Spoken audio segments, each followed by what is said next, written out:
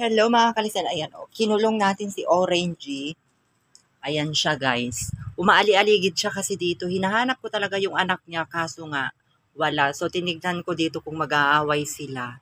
Hindi naman sila mag-aaway. Pero papakawalan ko rin mamaya para lang makakain siya. Ayan. At masasanay na rin yung kanyang loob dito sa mga pelisitas. Pero nakita ko kanina hindi naman nila inaaway nung pinapasok ko. Andito na sila sa labas kanina yung ating Felicitas. Ang natitira lang si Samba. Ayan. So, si Kiara at saka si Mama Kat Felisa nandito na sa labas kanina. Ngayon, nung pinakain ko, umaaligid dito si Orangey. Kaya nung binuksan ko itong pintuan ng cage, ayan. So, nilagyan ko ng pagkain ni Samba dyan. Pumasok siya. Voluntaryo siyang pumasok dyan sa loob. So, tinignan ko kung mag-aaway sila. Hindi naman siya, ayan o. Pero sabi nila, ayan o, ginger cat yata to. Pero may ispa-ispat siyang puti. Ano daw siya? Ayan, titingnan natin, obserbahin natin si Mama Kat Pelisa. Pero ano na siya? Bineso-beso ni Mama Kat Pelisa kanina. Mabait naman itong mga alaga ko mga kalisen. Ayan, si Mama Kat Pelisa. Parang okay lang naman sa kanya. Pero mamaya, papakawalan natin ito si Orangey para mapuntahan niya yung anak niya. At hindi ko pa talaga alam kung saan yung anak niya. Hinahanap ko pero hindi ko mahanap kung saan banda. Madalas madaling araw kong naririnig na parang tila binubuhat niya kung saan-saan niya nilalagay. Kaya kung sakaling mahanap natin, ilagay natin sila sa cage. Ayan, para ano sila. Kasi lahat naman ito, ang lalaki lang dito si Samba. Siya lang ang lalaki. So, wala na. Hindi na yan mabubuntis kahit man mag-ano sila. Hindi mabubuntis kasi nga nakapon na rin si Samba. Ito babae ito, si Orangey. Kausapin natin. Tingnan natin kung anong reaction niya. Orangey. Hello, Orangey. Ayan. Mukhang mabait naman pag masane pero kanina nung pumasok siya yung pumasok dito kasi nakabukas talaga ito nakabukas talaga ito. Nung nilagyan ko ng pagkain yan, ayan o, nagkanin sila kanina. Ayan, nilagyan ko ng pagkain. Pumasok siya, voluntary pumasok. Nandyan naman si Pancho. Tingnan natin kung nandito si Pancho kasi parang tila hinatid lang niya. Kumakain. Wala na. Hindi niya inubos yung pagkain niya. Umalis din siya mga kalisen si Pancho. Medyo umulan kagabi, kaya medyo malamig-lamig naman ng konti kahit papano naibsan yung init ng ating mga pelisitas. Ayan. Si Kiara, si Mama Kat Pelisa, at saka si Samba. So kung napapansin niyo, ewan ko, tignan ko kung ano, pero pagpalipasin muna natin ang kanyang kinain kasi uminom siya kanina at palalabasin ko rin siya kasi nga yung anak niya magpapadede. Maganda rin siya. Maganda rin si Orangey mga kalisen. Ewan ko ba, dumating lang po sa ito. At noon, una kong nakita, buntis siya talaga. Pero nung di kalaunan, wala naman na yung tiyan niya. Tingnan nyo si Samba, tinitignan niya. So, tingnan natin kasi si Samba, lalaki siya. So, sino kaya ito sasabihin niya? Ayan, bumaba. Ayan inaabot niya yung kamay niya. Ayan, tingnan natin. Tingnan natin kung gaano sila mag-ano. Ayan. Ayan. Inaamoy-amoy niya kasi alam niya babae ito. Sana hindi sila mag-away. Ayan. Tinitignan ni Samba. Samba, huwag kayo mag-away kasi kawawa siya. Si Mama Kat Pelisa, wala lang siyang pakialam. Kasi nung pagpasok niya dito ko na-obserbahan kanina parang wala lang.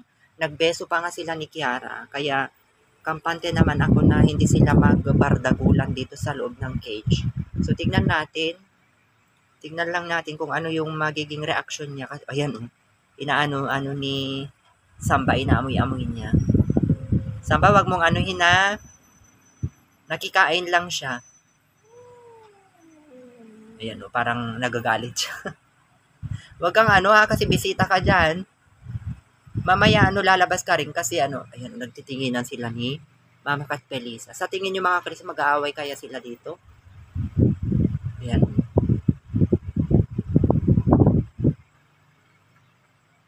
Titignan lang natin ang magiging reaction ni Orange at saka si Mama Kat Pelisa at saka si Kiara. Pero kung mag-aaway talaga sila mga kalisen, pumasok ka kasi dito eh. Hayaan mo, nabusog naman siya kasi kinain niya yun. Oh. Kumain siya, ayan. So, uminom pa nga ng tubig, mga kalisen. At least, ang gusto ko, parang ma-adapt lang din yung kanyang sarili dito. Diba, hindi naman na siya mabubuntis. Pero, ang tanong, kung sakaling magkaano sila dito, yung mga anak niya, titignan natin sana. Eh, kaso hindi ko mahanap eh. Hindi ko mahanap yung anak niya, mga kalisen, kung saan niya nilagay talaga. Hinahanap ko, hindi ko mahanap. Saan mo ba nilagay yung anak mo? Ah? Yung anak mo, mabait mga yan, sina Felicitas ha, huwag kang makipag-away dyan. Para ano, kupkupin ka nila. Pero kung matapang ka, ay, papalabasin ka nila. Yan. Tingnan nyo si Mama Kat Pelisa. O yun, sinisilip niya. Kasi kung talagang bardagulan si Mama Kat Pelisa, mga kalisen, inano na niya yan. Kinagat-kagat na niya. Kaso nakikita nyo naman yung ano, nag-oobserbahan yung bawat isa sa kanila. Ayan, titignan natin dito. Ayan, nag-oobserbahan silang apat. Pero itong lalaki, wala nang pakialam itong lalaki. Ito lang babae, dalawa. Tingnan nyo si Mama Kat Pelisa. Wag naman sana sila mag-away-away, no? Para at least kahit papano. Ayan. Sino yan, ma? Sasabihin ganon si Kiara. Sino kaya yan, mama? Ayan. Huwag kayong mag-ano, ha? Ayan. Ang dami kong nilagay yan, mga kalisan, ha? Yung kanin. Ayan. Gustong bumaba si Mama Kat Pelisa. Bumaba ka naman kanina, Mama Kat Pelisa. Bineso pa nga niya. Ayan, o. Tingnan niyo. Inaano niya yung kamay niya.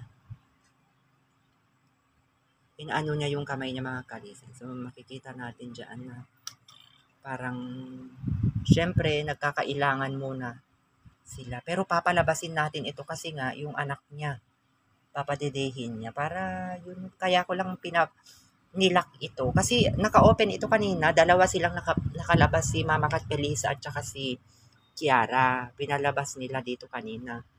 So, nung pinakain ko na sila, nandito lang sa loob yung si Samba. Hindi ko na kasi sinarado itong pintuan. Ngayon, pumasok naman sila ni Pancho. Dire-diretso naman na siyang pumasok dito. Sabay nilak ko na rin. At dalawa silang kumain dyan ni Kiara. Nag-share sila dyan. Ayan, so makikita natin si Mama Kat Pelisa. Bababa na siya. Ay, wag, bakit? Bakit? Ay, nag-aaway sila mga kalisan. So, kailangan natin ilabas. So, ilabas na natin mga kalisan kasi baka mag-awayan lang sila. Ayan, ilabas na lang natin mga kalisan. O sige, labas ka na Orange kasi mamaya ka na ulit makikain na. O sige, yan lang muna mga kalisan yung mga nagtatanong kay Orange. Nasa mabuting kalagayan naman siya. Bye-bye!